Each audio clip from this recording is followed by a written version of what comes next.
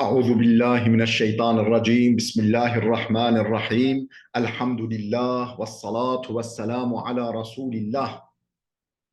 Değerli arkadaşlar, Muhammed Ali Es-Sabuni'nin Et-Tefsirul Vadihul Muyesser adlı eserinden 24. cüz'ün 23. dersini yapmak üzere birlikteyiz. Ee, Gafir suresini, yani diğer ismiyle Mümin suresini okuyoruz.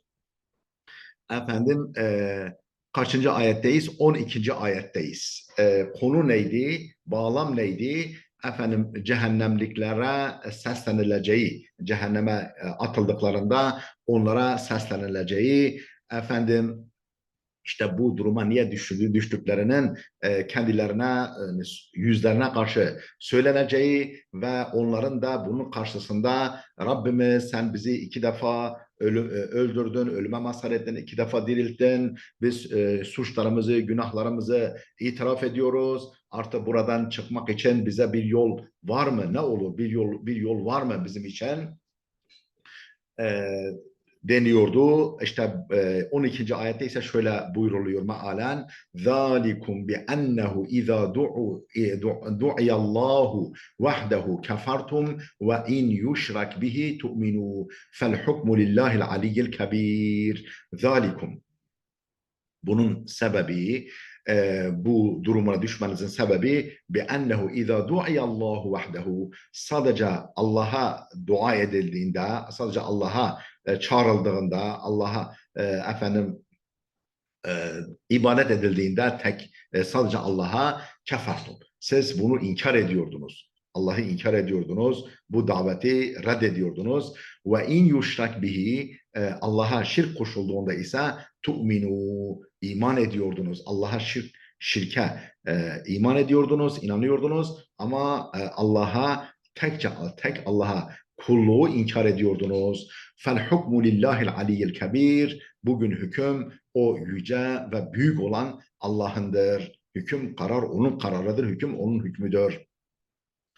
Huvellezî yurîkum âyâtihi ve yunezzilu lekum mine's-semâi rizkan. Huvellezî, o öyle bir zattır ki Allah, yurîkum âyâtihi, ayetlerini, yani varlığının, birliğinin, kudretinin, azametinin göstergelerini, işaretlerini, nişanelerini size gösteriyor. Ve yunezzilu lekum mine's semai rizkan, ve sizin için semadan rızık indiriyor. Yani yağmur, rahmet indiriyor. O rahmetle, o yağmurla efendim yeryüzünde sizin için rızık yetiştiriyor. Ve ma yetezekkeru illa men yunib. Efendim Allah'a gönülden bağlı, Allah'tan gönülden bağlı, yüzleri Allah'a dönük olanlardan başka bundan ders çıkarmaz. Efendim şimdi tefsirini okuyoruz. ذَٰلِكُمْ بِأَنَّهُ اِذَا دُعِيَ اللّٰهُ وَحْدَهُ كَفَرْتُمْ وَاِنْ يُشْرَكْ بِهِ تُؤْمِنُوا فَالْحُكْمُ لِلّٰهِ الْعَلِيِّ الْكَبِيرِ. Mealini vermiştik, tefsirini okuyoruz. Ey la emele lekum fil huruc. Bugün sizin için çıkış ümidi yoktur. Yani çıkış ümidinizi tamamen kesin.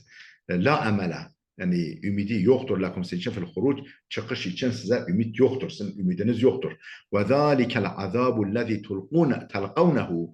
Bu yüz yüze geldiğiniz, kavuştuğunuz bu azap bir sebebi kufrikum, inkarınız sebebiyledir. Ve ademi imanikum billahi, ve Allah'a iman etmemeniz sebebiyledir. Fakat kuntum izâ du'itum ile tevhidi, siz dünyadayken tevhide çağrıldığınızda, tevhide, Allah'ı bir bilmeye, bir tanımaya davet edildiğinizde, çağrıldığınızda tekfuruna, siz inkar ediyordunuz. Böyle bir şey olamaz diyordunuz. Ve izâ du'itum ila ibadetil evfân, fakat putlara kulluğa davet edildiğinizde ise, birileri tarafından putlara kulluk için davet edildiğinizde ise tusri'ûne ve tu'minûn, hemen hızla koşuyordunuz ve o şirke, küfre çağıranlara inanıyordunuz, iman ediyordunuz. فَلَا نَجَاتَ وَلَا فَوْزَ وَلَا خُرُوجَ لَكُمْ مِنْ هَذَا الْعَذَابِ. Şu halde فَلَا نَجَاتَ, kurtuluş yok, وَلَا فَوْزَ, efendim başarı yok, وَلَا خُرُوجَ, çıkış yok, lekum, sizin için, min hadal azab, şu azaptan sizin için ne çıkış, ne başarı, ne de kurtuluş var. Vel hukmul yevme lillahil kebiril muteal. Bugün hüküm o büyük ve son derece yüce olan Allah'ındır. Vel hukmul yevme, bugün hüküm, karar lillahil kebiril muteal, o büyük ve son derece yüce olan Allah'ındır. Ellezî la yazlimu ahaden şey'en. Öyle büyük ve yüce Allah ki hiç kimseye hiçbir şeyle zulmetmez. Hiçbir kimseye hiç kimseye hiçbir şekilde hiçbir şeyle zulmetmez. Vel muradu bil mevteteyni fil ayeti emettene ethneteyni, bizi iki defa öldürdün.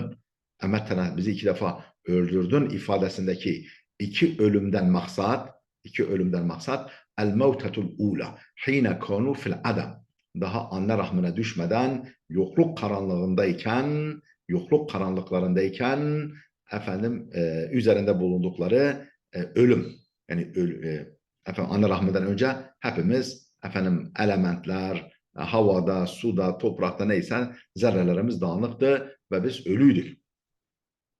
El mevtetul ula, birinci ölüm, hine kanu fil adam, yani yokluk karanlığındayken, daha baba sulbuna, anne rahmine düşmeden ki yokluk karanlığında olan o dönem. Vel mevtetul thaniye, ikinci ölüm ise hine matu ba'del hayah, dünyaya gözünü açıp hayata kavuştuktan sonraki normal bizim bildiğimiz ölümdür, öldükleri zamandır. İnde intihail ecel. Bu da işte ecelleri, ömür süreleri sona erdiği zaman. Vakat fesseret ayetul Bakara, Bakara suresindeki şu ayet bu iki ölümü, iki hayatı açıklıyor. Keyfe tekfurun, ne diyor ayet-i kerime? O Bakara suresindeki ayet. Keyfe tekfurune billahi ve kuntum emvaten fe ahyakum. Allah'ı nasıl inkar edersiniz? Oysa ki ve kuntum emvaten, siz ölüydünüz, fe ahyakum, sizi diriltti. Yani siz yokluk karanlığında, daha baba sulbu anne karnına düşmeden böyle elementler aleminde, zerrat aleminde ölü vaziyetteydiniz. Fe ahyakum, sizi Allah hayata kavuşturdu, diriltti. Ey kuntum fil adam, yani siz yokluktaydınız. Fe ahyakumullahu ve halakakum, Allah sizi yarattı ve hayat verdi size. Fe ahyakum, sizi ihya etti, hayat verdi. Ve halakakum, sizi yarattı. Yarattı ve hayat verdi. Ve emmel ihyaeteyni, iki defa diriltmeye gelince, ve ahyeyten ethneteyni ayetindeki ifadesindeki iki defa diriltmeye gelince ihyauhumul hayatel ula hine haracu min butunil ummahat, annelerinin karnından çıkınca ki birinci hayatla diriltilmeleridir. Yani dünya gelince ki hayata kavuşturulmalıdır. Dünya hayatına kavuşturulmalıdır. Annelerin karnından çıkınca, dünyaya gözlerini açınca. Ve thaniyetu, ikinci ihya ise, diriltme ise ihyauhum bil ba'thi ve nuşur ba'del memat. Dünyadaki ölümden sonra diriliş ve mahşere gelişle ihya edilmeleri, diriltilmeleridir. Yani ahiretteki diriliştir. Fehatani mevtetani ve hayatani, işte iki ölüm ve iki hayat bunlardır. ثُمَّ يُذَكِّرُهُمْ تَعَالَى بِدَلَائِلِ قُدْرَتِهِ وَوَحْدَانِيَتِهِ. Sonra Allah Teala yüzekkiruhum, onlara hatırlatıyor, bidelaili kudretihi ve vahdaniyetihi, kendi kudret ve vahdaniyet, yani kudret, güç ve birlik delillerini onlara hatırlatıyor. لِيَسْتَيْقِظُوا مِنْ غَفْلَتِهِمْ, ta ki gafletlerinden uyansınlar. وَيَرْجِعُوا عَنْ كُفْرِهِمْ, küfürlerinden dönsünler. Ta ki gafletlerinden uyanıp inkarlarından dönüş yapsınlar, dönsünler, vazgeçsinler. Feyekulu, buyuruyor ki huvellezî yurikum ayatihi.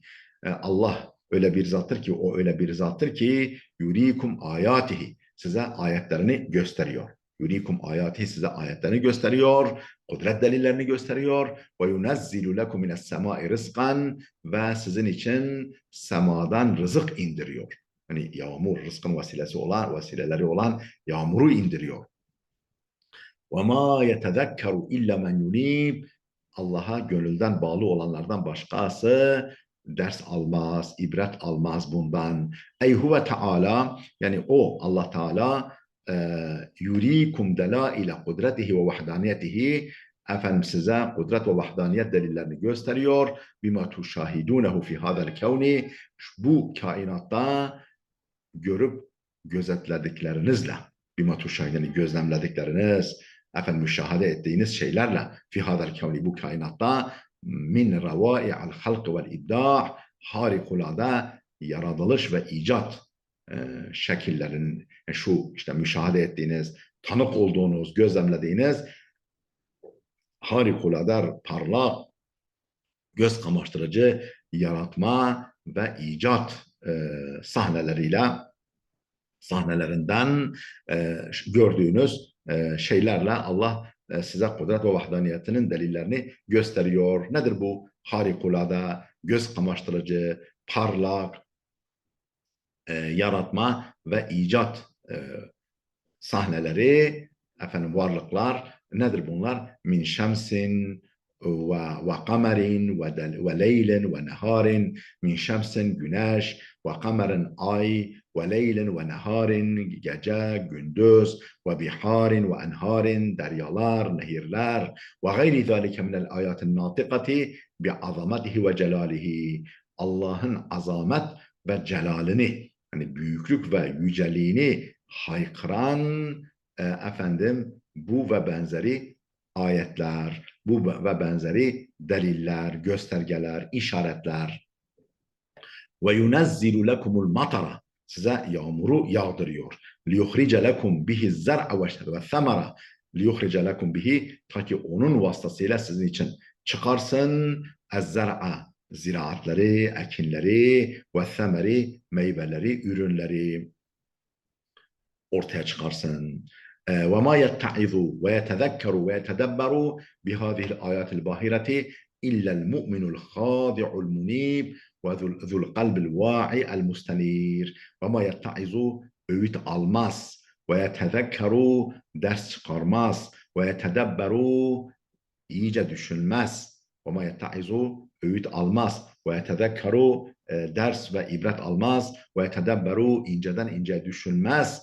Bihadil ayatil bahireti, bu apaçık ayetler aracılığıyla, bu apaçık ayetler vasıtasıyla öğüt almaz, ibret ve ders çıkarmaz ve inceden ince bunları değerlendirmeye tabi tutmaz. İllel mu'minul hadi'ul munib, ancak mütevazı ve gönülden Allah'a bağlı müminler. Zul kalbil va'il mustenir, efendim şuurlu, hassas ve nurlanmış, aydınlanmış, manen aydınlanmış kalp sahipleri ancak bunlardan öğüt alır, ders çıkarır, ibret alır ve düşünür.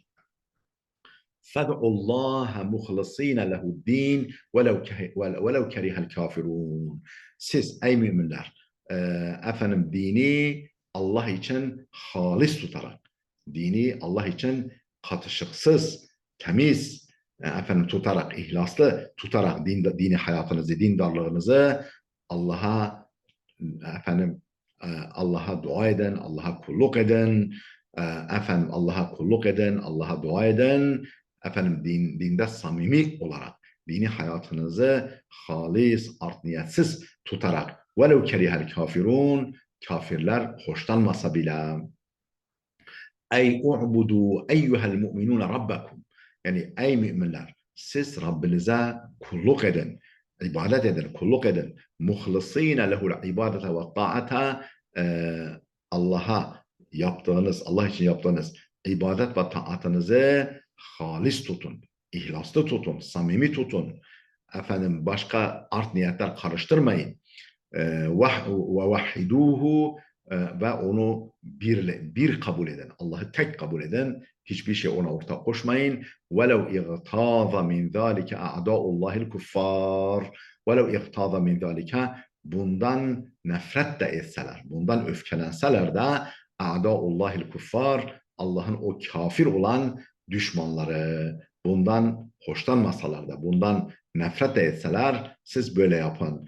اَلَّذ۪ينَ يَكْرَهُونَ د۪ينَ اللّٰهِ Allah'ın dininden hoşlanmayan o Allah düşmanı kafirler efendim bundan öfke duysalar da. Rafi'ud derecati zul arşi yulqir ruha min emrihi ala men yeşâ'u min ibadihi liyunzire yevmet telâq.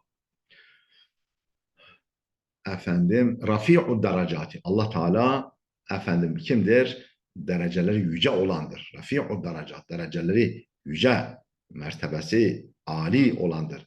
Zul arşi arşın sahibidir. Bütün evreni zerreleriyle, güneşleriyle, hücreleriyle, karıncalarıyla, filleriyle, canlı cansız, büyüklü küçüklü her şeyle efendim yöneten tasarruf tahtıyla arş. Bütün bu kainat memleketini yönettiği efendim o manevi merkezle, o tasarruf tahtıyla bir sultan misali efendim o arşın, o tahtın sahibidir. Yulqir ruha min emrihi kendi emrinden, kendi efendim izniyle bir ruh gönderir, bir ruh empoze eder. Ala men yeşe'u min ibadihi efendim kullarından dilediğine, kullarından dilediği kimselere kendi izniyle bir ruh ne demek yani iman kuvveti ilka eder. Liyunzire yevmet telâq ta ki o Allah'la buluşma yani yevmet telâq efendim ilahi randevu gününde Allah'la buluşma gününe karşı uyarmak için. Ey hâzâ Rabbul Celil yani bu yüce Rab, bu yüce Allah huve azîmu şe'ni ve sultan şanı ve saltanatı büyük olandır. Sahibur efendim rif'atil kebir sahibur rif'a yücelik sahibidir. El kebir el muteal o büyüktür ve son derece yücedir. Ve sahibul arşil azim büyük arşın sahibidir. Büyük tasarruf tahtının sahibidir. Ellezî ahâta arşuhu bis semavâti vel ard onun arşı gökleri ve yeri kuşatmıştır. Bütün gökler ve yer onun arşının sayesi altındadır. Efendim etkisi altındadır. Yunezzilul vahye ala men şa'e min halqihi efendim kullarından yaratıklarından kullarından dilediği kimseye vahiy indirir. لِيُخَوِّفَ عِبَادَهُ ذَٰلِكَ الْيَوْمَ الْمَشْهُودِ ta ki o hazır bulunulacak güne karşı kullarını korkutsun, uyarsın diye. اَلَّذِي يَلْتَقِ ف۪يهِ الْخَلَائِقُ جَمِيعًا o öyle bir gündür ki bütün mahlukat bir araya gelir ve birbiriyle buluşur. El-mu'minûne vel-kafirûn müminlerle, müminiyle, kafiriyle, müminler, kafirler, vel-ebrâru minhum vel-fuccar efendim iyilerle, kötülerle, lil-hisabi vel-ceza niçin buluşacaklar, bir araya gelecekler, efendim hesap ve ceza için hesap vermek ve yaptıklarının karşılığını görmek için.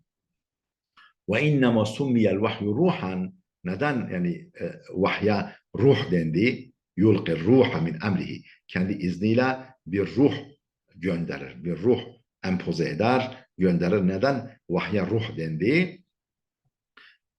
Yani nerede? Yulqir ruha ifadesinde ey el vahya buradaki ruhtan maksat vahiydir. لأنه يسري في القلوب سريان الروح في الجسد. Çünkü kalplere sirayet eder. Kalplere süzülür. Kalplere siner. Sereyan ruhi fil cesed. Ruhun bedene sinmesi, sirayet etmesi gibi. Ve yevmut telak. Yevmut telak ne demek? Huve yevmul kıyame. Yani buluşma günü kıyamet günüdür. اَلَّذِي يَلْتَقِ ف۪يهِ الْمُؤْمِنُونَ وَالْكُفَّارِ وَالْاَبْرَارُ وَالْفُجَّارِ yani kimlerle buluşması? اَلَّذِي يَلْتَقِ ف۪يهِ الْمُؤْمِنُونَ وَالْكُفَّارِ müminlerle kafirler bir araya gelirler. وَالْاَبْرَارُ وَالْفُجَّارِ iyilerle kötüler bir araya gelirler. Herkes o mahşer meydanında toplanır ve tabi Allah'la buluşurlar. Allah'ın huzuruna çıkarlar. يَوْمَهُمْ barizuna. Değerli dostlar, burada duralım. Burada duralım. Videomuz uzadı. Gelecek dersimize kadar Allah'a emanet olun.